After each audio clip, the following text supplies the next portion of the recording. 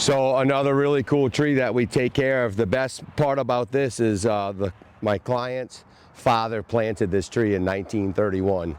So it's cool to know that history. Been taking care of it for a few years now. We picked this up actually when we bought our bucket truck. The guy who we bought it from was the arborist taking care of the tree for the last, I don't know how long, maybe 20 years plus. Quite a while he's been doing it. So it's an old sugar maple. There's some issues, you know, but it's been cabled.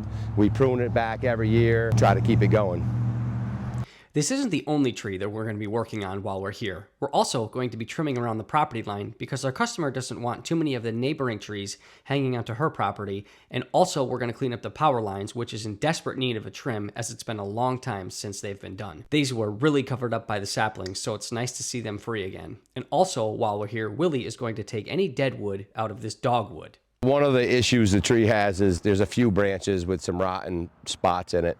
And this horizontal one right here is one, and depending on the angle, it might look like it's over this, but it's not, it's out here. I pushed on it a little bit and just let go of it and kind of watched it natural, kind of which way it wanted to go. And I really feel like if it breaks, it's gonna come off out here. So I'm just apprehensive to take it off. I don't think it's necessary this time, but that is a branch that a heavy wet snow load or an ice storm with all that extra weight out on the tips could definitely break in that spot.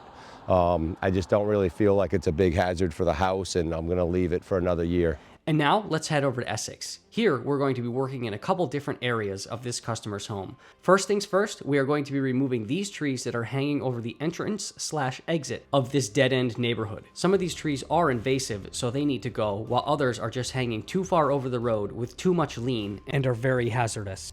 Chaw is going to be going up in the bucket truck and handling these trees while Willie operates the dingo with Bert, Derek, and George on the ground.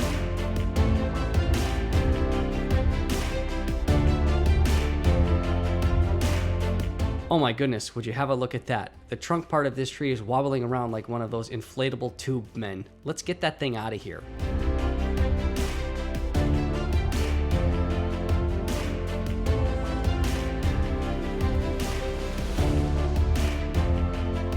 After this area is getting wrapped up, Derek is going to head up in the bucket truck behind the customer's house and is going to start trimming the trees at the edge of the lawn here.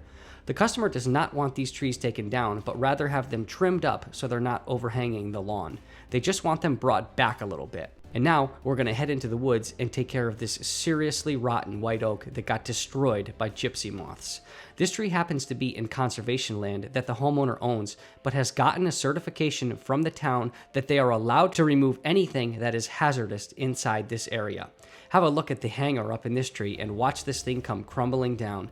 Piece by piece, it gets disassembled. Now Chaw, Bert, and George have made their way to the top of the property.